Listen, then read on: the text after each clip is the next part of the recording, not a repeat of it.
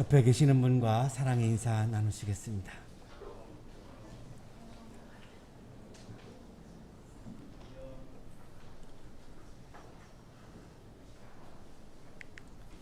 정혜성 교수님은 부산대학교에서 국문학을 강의하시는 교수님입니다. 음악을 너무나 좋아해서 음악 평론서를 하나를 냈는데 감동과 공감이라고 하는 그런 책입니다. 이 교수님은 감동은 공감으로 진행되어져 가고, 공감은 참여를 이끌어내고, 참여는 통해서 희망과 기적이 일어난다라고 하는 설명을 우리들에게 해주고 있습니다.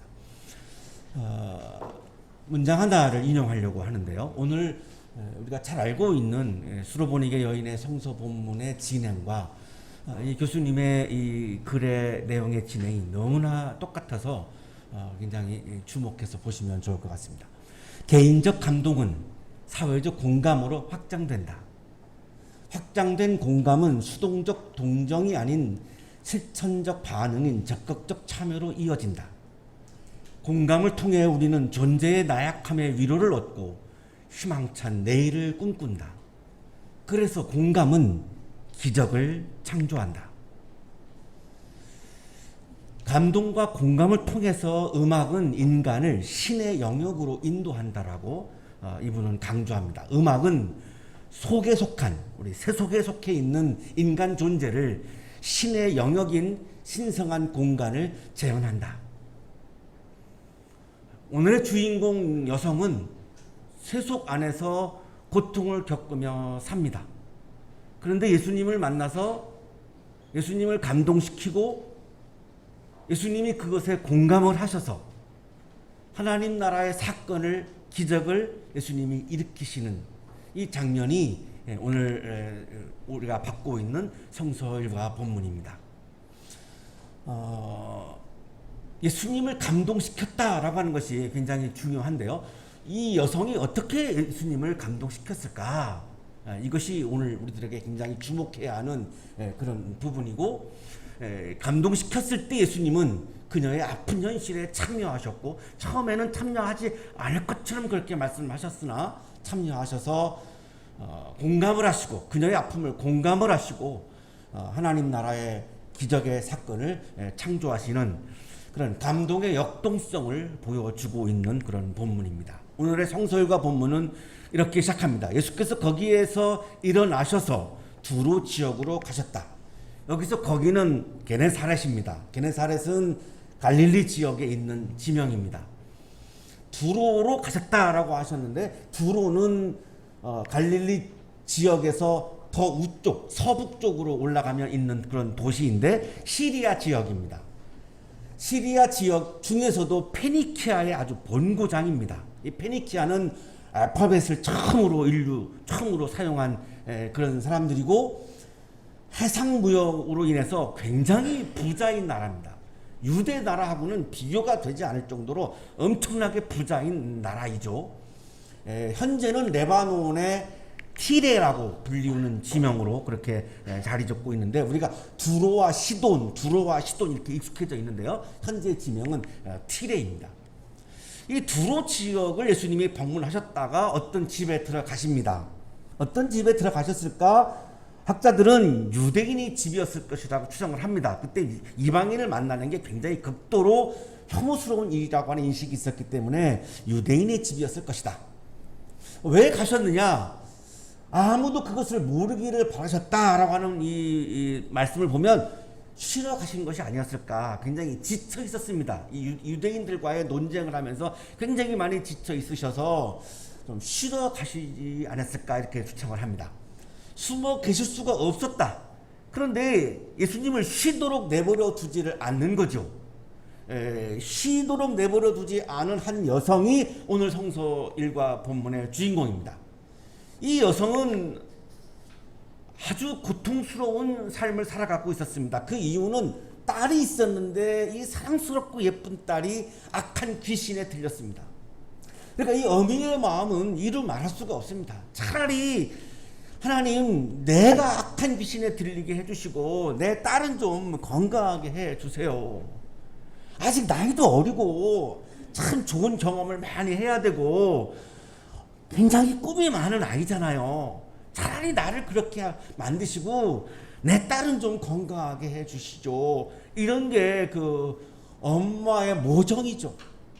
그러니까 하루하루가 늘 고통스러운 겁니다. 이 악한 귀신에 들린 딸을 볼 때마다 그냥 마음이 찢어지는 거죠. 그런데 예수님의 소문을 들은 거죠.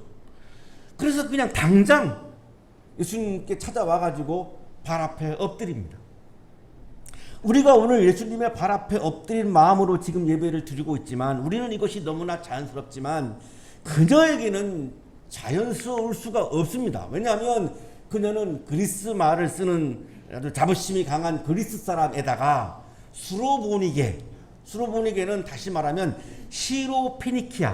시로페니키아는 시리아 지역의 페니키아 사람이라고 하는 뜻인데, 페니키아 사람들은 자존심이 엄청나게 강한 사람들이고 유대 사람들하고는 비교도 되지 않는 엄청난 부유한 사람들이기 때문에 내가 유대 남자 앞에 가서 무릎을 꿇는다, 이건 상상조차 할 수 없는 일이고, 게다가 유대인들은 이방인 여성을 혐오했기 때문에 이 예수라고 하는 유대인 남성도 나를 혐오하겠지라고 생각한다면 도저히 거기에 가서 무릎을 꿇을 수가 없는 상황입니다. 하지만 자존심이 중요하지 않습니다. 오로지 내 딸이 건강을 회복할 수만 있다면 내가 뭘 못하겠는가. 눈물이 내를 이루고 냇물은 바닥을 적시고 있는 그런 상황에서 예수님 발 앞에 엎드려서 간절한 마음으로 간청을 합니다. 내 딸에게서 귀신을 쫓아내 주십시오. 내 사랑하는 딸이 내 건강을 회복할 수만 있다면 내가 뭘 못하겠습니까?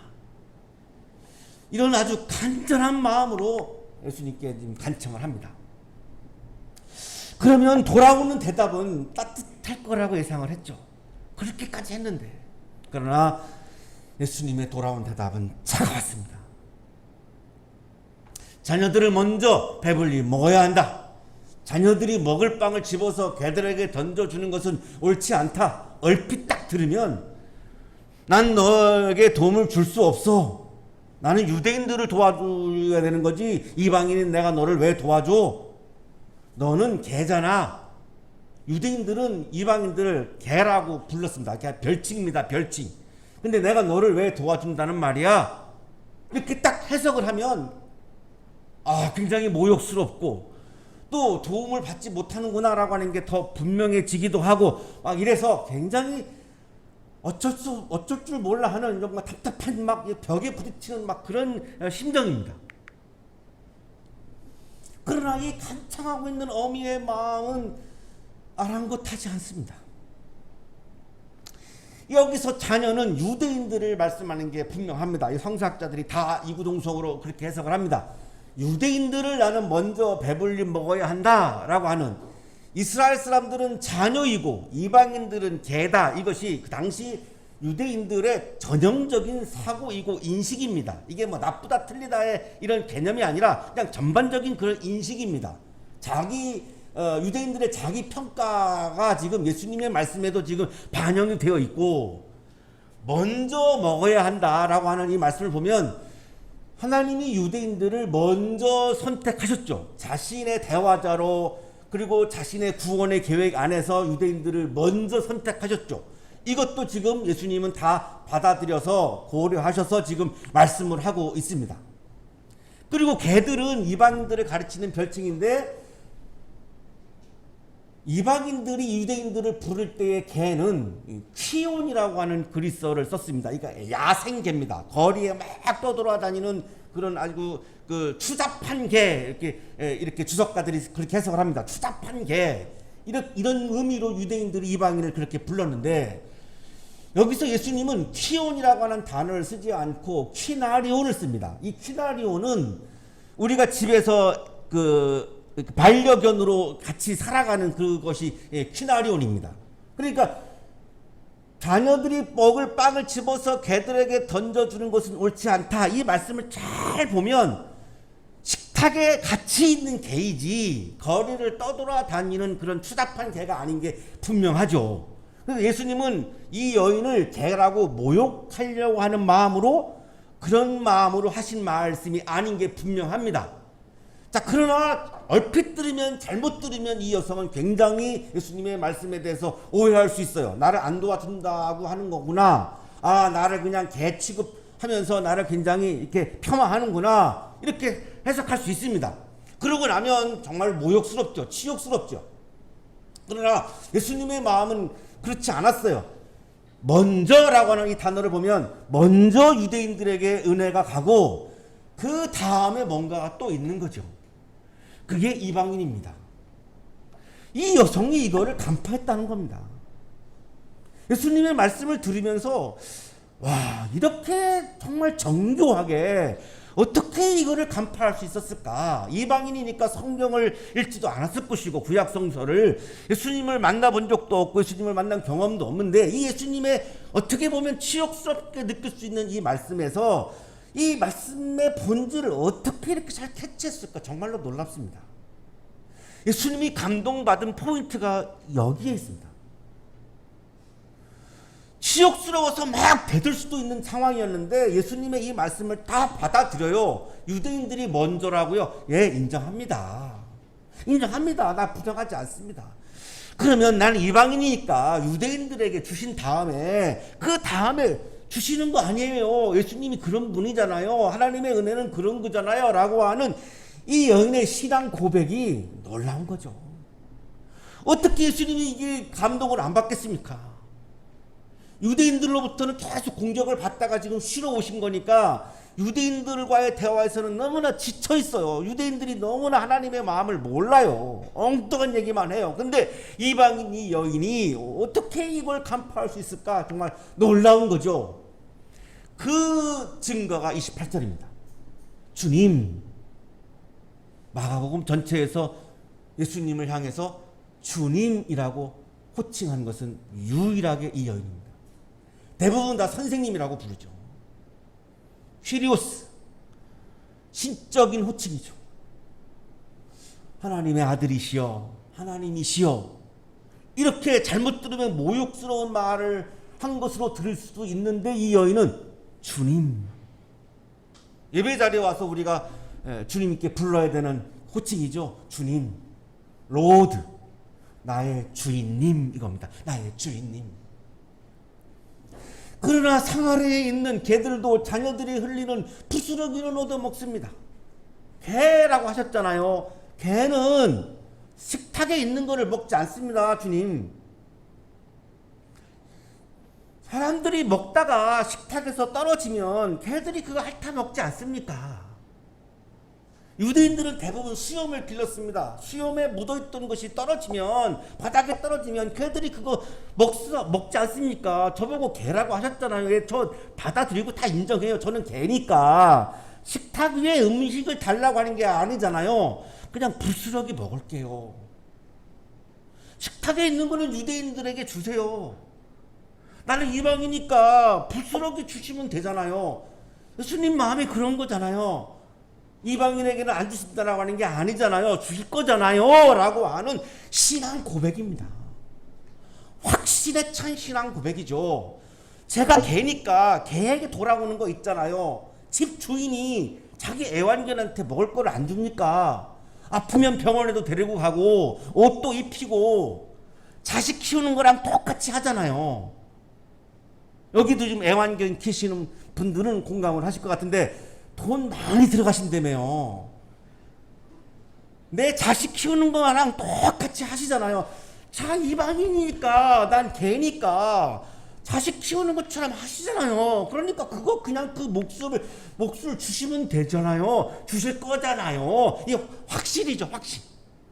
예수님의 자비가 먼저 유대인에게 가고 유대인에게서 끝나지 않고 이방인에게까지도 갈 거잖아요. 그런 주님이시잖아요. 그런 하나님이시잖아요. 그런 그리스도시잖아요. 라고 하는 신앙 고백을 하고 있습니다.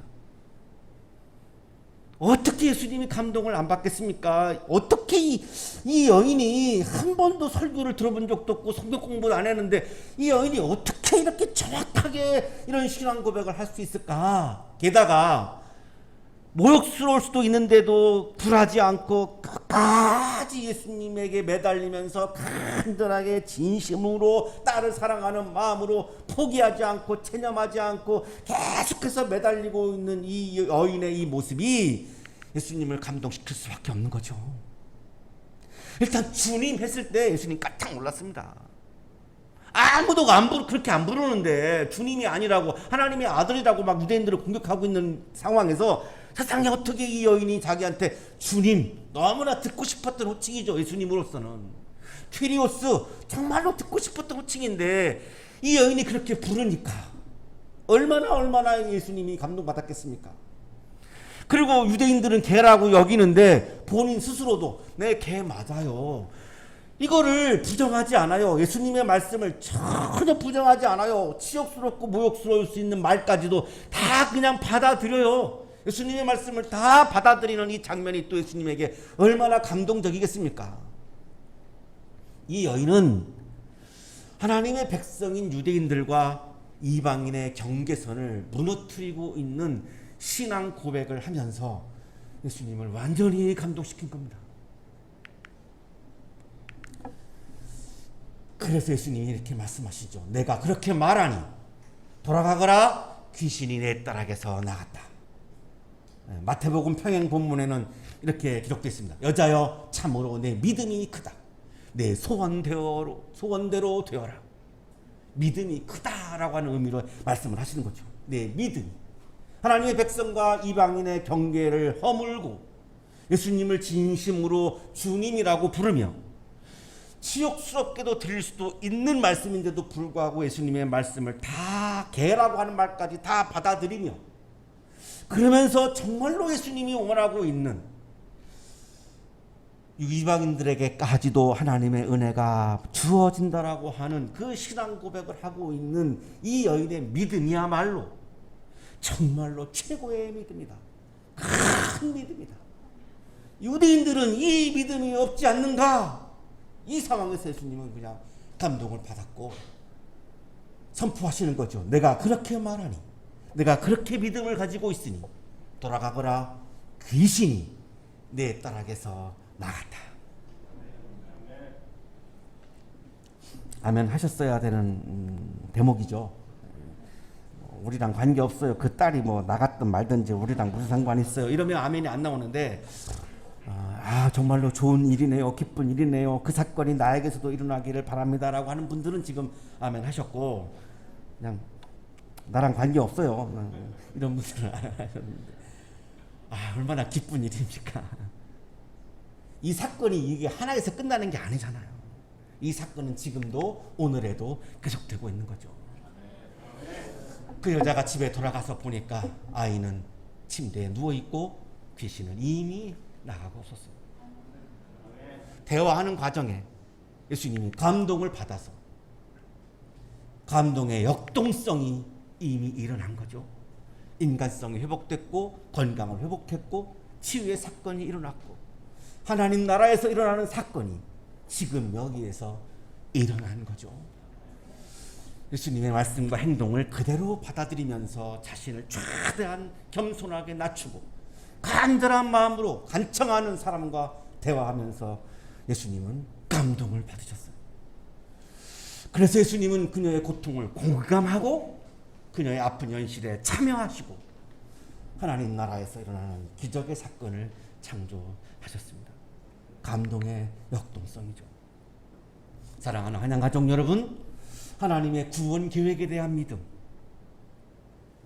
주님은 이 여인의 딸에게만 구원의 사건을 펼치시는 것이 아니라 오늘을 살고 있는 나에게도 구원의 사건을 펼치신다라고 하는 믿음.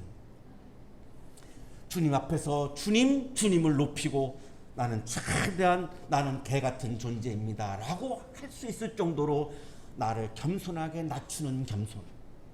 그리고 예수님을 만나서 정말로 간절하고 진실하게 간청을 드리는 나의 진실한 마음. 이것을 통해서 우리는 주님을 만날 수 있고 주님과 대화할 수 있고, 그때 주님은 그 대화를 하시면서 감동을 받으셔서 그 감동의 역동성을 통해서 하나님 나라에서 일어나는 사건을 우리에게도 일어나게 하실 것입니다. 하나님 나라의 사건을 경험하는 여러분의 삶이 되시기를 간절히 축원합니다.